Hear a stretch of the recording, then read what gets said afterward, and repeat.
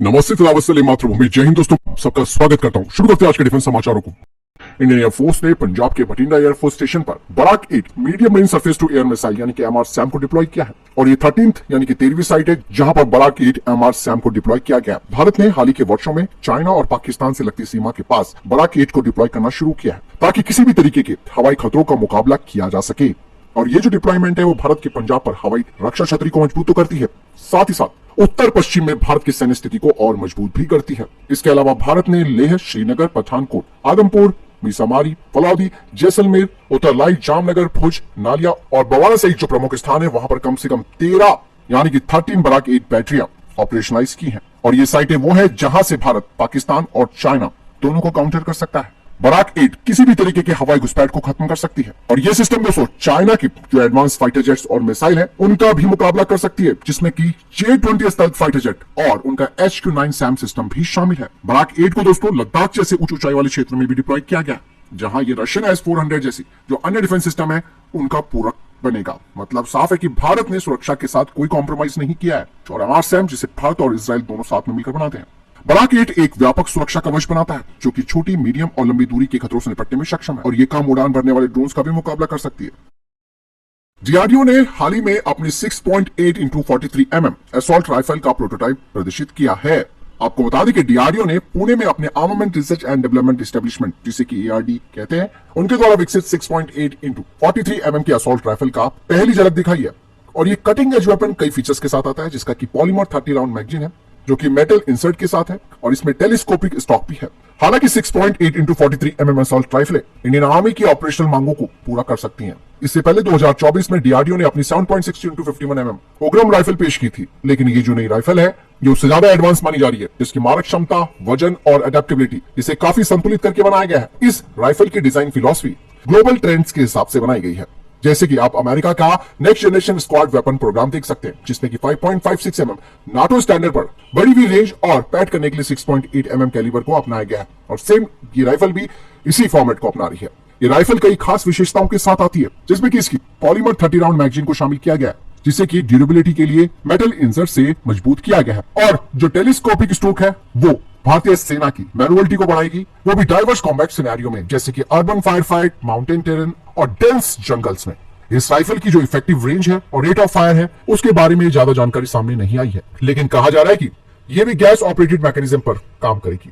ये प्रोटोटाइप भारतीय सेना के लिए काफी महत्वपूर्ण माना जा रहा है। हालांकि अभी काफी सारी चुनौतियां रहेंगी क्योंकि इस राइफल को कठोर परीक्षणों से गुजरना होगा और ये जो परीक्षण किए जाएंगे वो लद्दाख की ठंड और राजस्थान की गर्मी में किए जाएंगे, जहां सटीकता, स्थिरता और स्थायित्व की जांच की जाएगी और अगर इसमें कुछ बदलाव की जरूरत पड़ेगी तो वो भी करना पड़ेगा। रॉल्स रॉयस दोस्तों भारत को AMC फाइटर जेट के इंजन को लेकर हमेशा से पेशकश करता आया है, लेकिन इस बार रॉल्स रॉयस ने एक नया ऑफर भारत को दिया है। रॉल्स रॉयस के अधिकारियों ने कहा कि जो 110 किलोन्यूटन थ्रस्ट क्लास का इंजन है जिसे कि वो भारत के साथ मिलकर बनाएंगे, वो पूरा एक नया डिजाइन होगा और इसकी स्केलेबिलिटी भी होगी, जिसे कि आगे 130 किलोन्यूटन थ्रस्ट तक बढ़ाया जा सकता है, जो कि फ्यूचर वेरिएंट के लिए काफी उपयोगी होगा। लेकिन यहाँ पर रॉल्स रॉयस के अधिकारियों ने कहा कि ये इंजन बिल्कुल सेपरेट होगा next generation adaptive cycle technology से, जिसे कि वो 6th generation fighter jet programme के लिए तैयार कर रहे हैं। हालांकि उन्होंने कहा कि जो इंजन भारत के साथ बनेगा उसमें कई टेक्नोलॉजिकल एडवांसमेंट की जाएंगी ताकि इसे आगे 6th जनरेशन प्लेटफॉर्म पर इस्तेमाल किया जा सके, जैसे कि थर्मल मैनेजमेंट के लिए advance materials, improved fuel efficiency system होगा और इसमें नेक्स्ट जनरेशन का नोजल डिजाइन होगा जो कि इसके इंफ्रारेड सिग्नेचर्स को कम करेगा।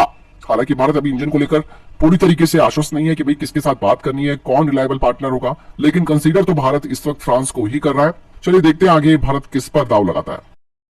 दोस्तों कुछ खबरें लगातार पिछले दिनों मीडिया में चल रही थी, जिसमें बताया गया था कि जापान ने भारत को अपने ग्लोबल कॉम्बैट एयर प्रोग्राम में शामिल करने की बात कही है और साथ ही यह भी कहा गया था कि भारत ने खुद इस चीज के लिए अप्रोच किया है। लेकिन इंडियन एयरफोर्स के अधिकारियों ने अब इस बात पर सफाई दे दी है। उन्होंने कहा कि हमारी कोई जापान के साथ इस ग्लोबल कॉम्बैट एयर प्रोग्राम को लेकर बातचीत नहीं हो रही है। भारत का फोकस केवल और केवल अपने AMCA प्रोग्राम पर रहेगा। हालांकि एयरफोर्स के अधिकारियों ने यह बात तो जरूर कही कि एक इनफॉर्मल ब्रीफिंग की गई थी ग्लोबल कॉम्बैट एयर प्रोग्राम के अधिकारियों के साथ, जिसे कि ब्रिटेन के द्वारा आयोजित किया गया था। उसके ऑफिसर्स 2022 में भारत आए थे इस बारे में बात करने के लिए। हालांकि उस दौरान केवल एक सेम इसी कैटेगरी का नेक्स्ट जनरेशन जेट इंजन को बनाने को लेकर बातचीत हुई थी AMC फाइटर जेट के लिए।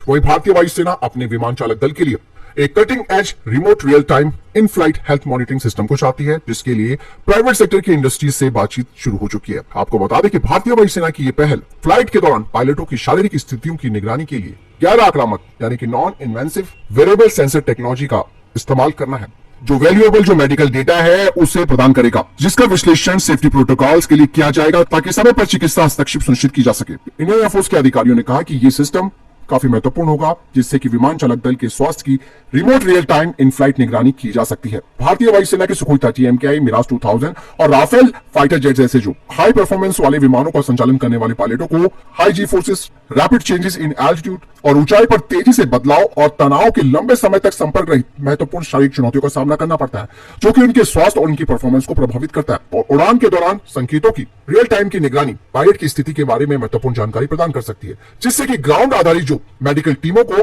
हाइपोक्सिया, थकान या हृदय संबंधी तनाव जैसी समस्याओं के शुरुआती चेतावनी संकेतों का पता लगाने और दुर्घटना से बचने के लिए निवारक उपाय करने में मदद मिल सकती है। हिंद महासागर क्षेत्र में भारत अपनी रणनीतिक पकड़ को मजबूत करते हुए अब एक ऐतिहासिक कदम उठा रहा है। भारत अब 13 अप्रैल 2025 से तंजानिया के दार एस सलाम के तट पर 10 अफ्रीकी देशों के साथ अफ्रीका इंडिया की मैरीटाइम एंगेजमेंट नाम का अपना एक मल्टीलेटरल नेवल एक्सरसाइज करने वाला है। भारतीय नौसेना और तंजानिया पीपल डिफेंस फोर्स द्वारा संयुक्त रूप से आयोजित ये 6 दिन का अभ्यास है, जिसमें की Comoros, Djibouti, Eritrea, Kenya, Madagascar, Mauritius, Mozambique, Seychelles और दक्षिण अफ्रीका शामिल है। पहल है वो भारत के अपने आर्थिक हितों की रक्षा करने, समुद्री डकैतों से निपटने और हिंद महासागर में चीन के बढ़ते हुए प्रभाव का मुकाबला करने के प्रयासों में एक महत्वपूर्ण कदम है। यह अभ्यास 2 फेजेस में किया जाएगा। कार्डोनी शिप बिल्डर ने भारतीय नौसेना के लिए तीसरे next generation offshore patrol vessel की कीलेन सेरेमनी आयोजित की है। और ये जो next generation offshore patrol vessels हैं, यानी कि NGPOV, ये 3000 टन के डिस्प्लेसमेंट के साथ आएंगे। इनका इस्तेमाल तटीय रक्षा एवं निगरानी, खोज एवं बचाव कार्यों, ऑफशोर एसिड और एंटी पायरेसी मिशन में इस्तेमाल किया जाएगा। टाइगर ट्राइनफ 2025 के दौरान काकीनाडा समुद्री तट पर अमेरिकी और भारतीय सेना का संयुक्त अभ्यास चल रहा है, जो कि अब अपने समापन की तरफ बढ़ रहा है। इस दौरान आप देख सकते हैं कि महिंद्रा ALSV पर अमेरिकी SF के जवान बैठे हुए हैं। इसके अलावा सोशल मीडिया पर रशिया के SU-57 की नई तस्वीरें देखी जा रही हैं। वहीं LOC पर आतंकियों के साथ लोहा लेते हुए सेना के एक जूनियर कमीशन अधिकारी का बलिदान हो गया, लेकिन उन्होंने आतंकियों की घुसपैठ की कोशिश को नाकाम कर दिया। काफी देर तक गोला अटैच।